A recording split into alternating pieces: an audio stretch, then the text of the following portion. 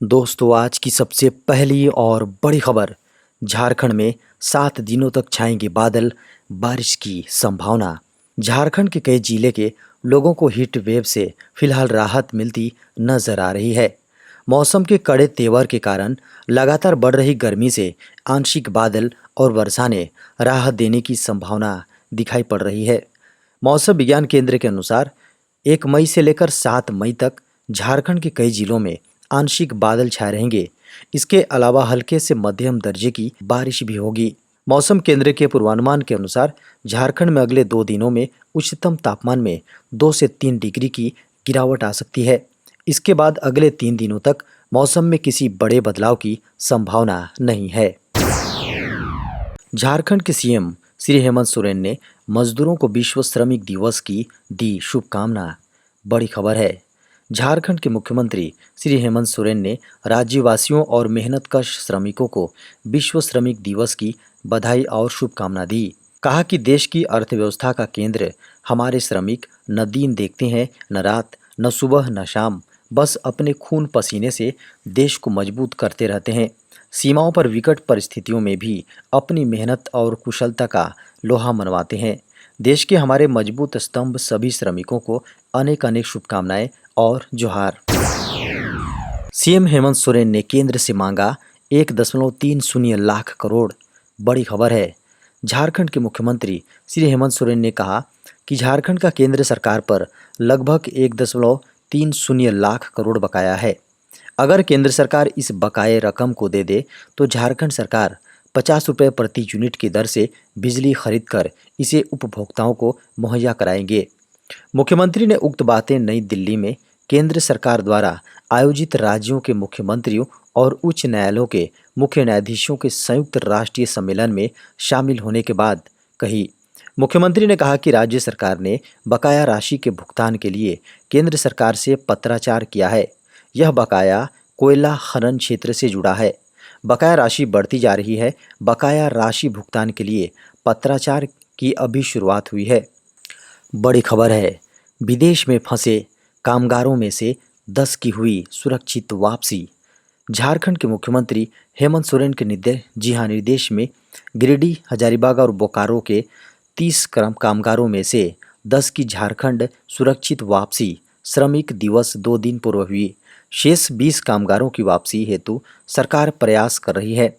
यह पहली बार नहीं हुआ जब देश और विदेशों में फंसे कामगारों की सुरक्षित वापसी का कार्य किया गया हो। ऐसे दर्जनों उदाहरण हैं जब सरकार कामगारों के सम्मान में आगे आई है। कोरोना संक्रमण काल में झारखंड अपने श्रमिकों को प्लेन, ट्रेन और अन्य परिवहन के माध्यम से वापस लाने वाला पहला राज्य था। बड़ी खबर है। देश में टूटा जीएसटी कलेक्शन के सारे रिकॉर्ड। जी हाँ, बड़ी खबर है। बीते महीने में जीएसटी कलेक्शन के सारे पुराने रिकॉर्ड टूट गए। यह पहली बार हुआ है जब जीएसटी लागू होने के बाद पहली बार जीएसटी कलेक्शन एक महीने में 1.50 करोड़ रुपए आंकड़े को पार कर गया है। रविवार को वित्त मंत्रालय की ओर से जारी आंकड़ों के अनुसार पिछले महीने रिकॉर्ड तोड़ जीएसटी कलेक्शन हुआ। केंद्र सरकार के पास इस माह पिछले महीनों की तुलना में काफ़ी अधिक जीएसटी कलेक्शन हुआ है। अकेले अप्रैल महीने में 1.68 लाख करोड़ रुपए का राजस्व जीएसटी कलेक्शन से प्राप्त हुआ है। मार्च की तुलना में अप्रैल में सकल जीएसटी कलेक्शन 25,000 करोड़ रुपए अधिक है। मार्च में 1,42,095 करोड़ रुपए का जीएसटी कलेक्शन हुआ था। राज्य में पेंशन योजना के लाभार्थियों की संख्या 2 साल में हुई दोगुनी। झारखंड में पिछले 2 वर्षों के दौरान झारखंड में पेंशन योजना के तहत लाभार्थियों की संख्या दोगुनी से भी अधिक हो गई है। राज्य में इस योजना की लाभार्थियों की संख्या 2 साल में 6,60,871 से बढ़कर 14,34,314 हो गई है। जारी एक सरकारी विज्ञप्ति के अनुसार मुख्यमंत्री राज्य वृद्धावस्था पेंशन योजना के तहत नए वृद्ध लाभार्थियों की संख्या में सर्वाधिक 5,77,426 की वृद्धि गत 2 वर्ष में रिकॉर्ड की गई है। विज्ञप्ति के अनुसार जहां 31 दिसंबर 2019 तक इस योजना का 3,45,168 वृद्ध लाभ ले रहे थे, वहीं 28 अप्रैल 2022 तक इनकी संख्या बढ़कर 9,22,594 हो गई। इस दौरान 5,77,426 नए वृद्ध लाभार्थियों को योजना का लाभ दिया गया। बड़ी खबर है, फास्ट टैग खत्म कर सकती है सरकार। जितनी दूरी तय करेंगे उतना ही देना होगा टोल। सरकार ने बीते दिनों टोल टैक्स वसूलने के लिए फास्टैग सिस्टम लागू किया था। अब मीडिया खबरों को माने तो सरकार टोल वसूलने के लिए फास्टैग सिस्टम को खत्म कर सकती है। फास्टैग की जगह सरकार दूसरा सिस्टम लाने की तैयारी कर रही है। यह नया सिस्टम है सैटेलाइट नेविगेशन सिस्टम। इस नेविगेशन सिस्टम की खासियत होगी कि इसमें उतना ही टोल कटेगा जितनी आपने हाईवे पर दूरी तय की है। नए टोल सिस्टम की फिलहाल पायलट प्रोजेक्ट के तौर पर टेस्टिंग चल रही है। इस सिस्टम में जैसे ही कोई गाड़ी हाईवे पर चढ़ेगी उसके टोल का मीटर ऑन हो जाएगा। इसके बाद जब गाड़ी हाईवे से किसी सामान्य रोड पर उतरेगी तो तय दूरी के हिसाब से नेविगेशन सिस्टम से टोल कट जाएगा। बता दें कि दुनिया के कई देशों में यह सिस्टम लागू है। खासकर जर्मनी में तो इस सिस्टम से ही अधिकतर टोल टैक्स वसूला जाता है। देश में 1 मई से लगा महंगाई का एक और बड़ा झटका। मई महीने के पहले दिन महंगाई का एक और तगड़ा झटका लगा है। सरकारी ऑयल मार्केटिंग कंपनियों ने 1 मई को एलपीजी गैस सिलेंडर के भाव में 104 रुपये तक प्रति सिलेंडर का वृद्धि कर दिया है। यह वृद्धि घरेलू रसोई गैस सिलेंडर में नहीं बल्कि कॉमर्शियल गैस सिलेंडर में हुई है। घरेलू गैस जी हाँ, घरेलू रसोई गैस सिलेंडर की कीमतों में कोई बदलाव नहीं हुआ है। 1 मई से कॉमर्शियल गैस सिलेंडर महंगा हो गया है। देश की सबसे बड़ी oil marketing company Indian oil ने 19 किलोग्राम कॉमर्शियल गैस सिलेंडर के दाम 104 रुपये तक की बढ़ोतरी की है। देश में कोरोना वायरस के मिले 3,324 नए मामले। भारत में एक दिन में कोविड-19 के 3,324 नए मामले सामने आने से देश में कोरोना वायरस से अब तक संक्रमित हो चुके लोगों की संख्या बढ़कर 4,30,79,188 हो गई। स्वास्थ्य मंत्रालय ने रविवार को यह जानकारी दी। केंद्रीय स्वास्थ्य मंत्रालय की ओर से रविवार सुबह 8 बजे जारी अद्यतन आंकड़ों के अनुसार भारत में संक्रमण से 40 और मरीजों की मौत के बाद मृतकों की संख्या बढ़कर 5,23,843 पर पहुंच गई है। वहीं देश में कोविड-19 के उपचाराधीन मरीजों की संख्या बढ़कर 19,092 हो गई है, जो कुल मामलों का 0.04% है। पिछले 24 घंटे में उपचाराधीन मरीजों की संख्या में 403 की वृद्धि दर्ज की गई है। वहीं संक्रमण से उबरने की राष्ट्रीय दर 98.74% है। अद्यतन आंकड़ों के अनुसार संक्रमण की दैनिक दर 0.71% और साप्ताहिक दर 0.68% है।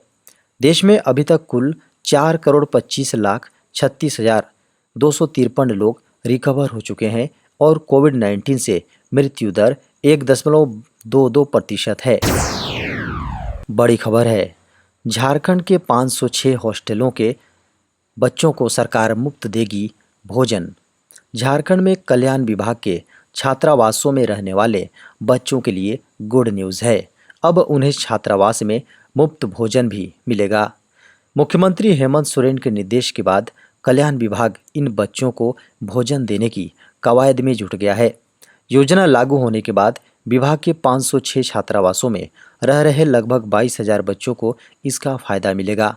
इन बच्चों को CSR मद से 3 टाइम भोजन और जलपान देने की योजना है।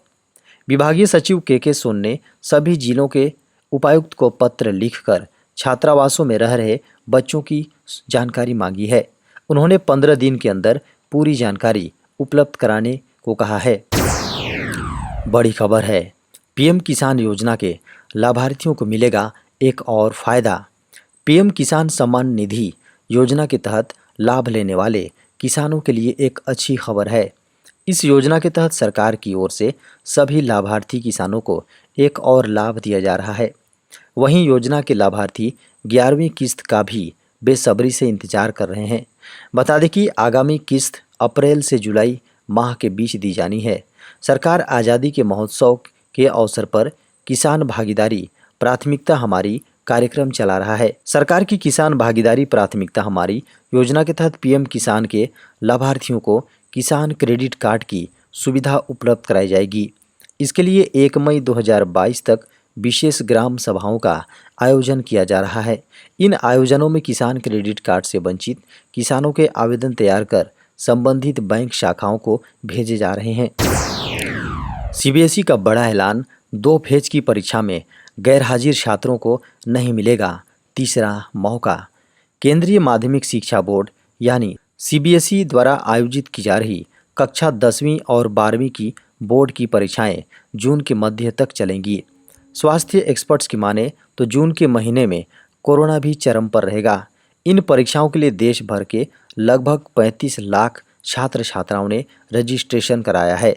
ऐसे में परीक्षा कैसे कराई जाएगी, इस पर सीबीएसई का कहना है कि फिलहाल परीक्षाएं सुचारू रूप से चल रही जारी हैं और अभी इस प्रकार की कोई समस्या नहीं है। वहीं एक महत्वपूर्ण प्रश्न ये भी है कि छात्रों को क्या होगा जो दूसरे चरण की इन परीक्षा में शामिल नहीं हो पाएंगे। ऐसे छात्रों का परिणाम कैसे तैयार होगा जो पहले और दूसरे चरण में नहीं आ सके।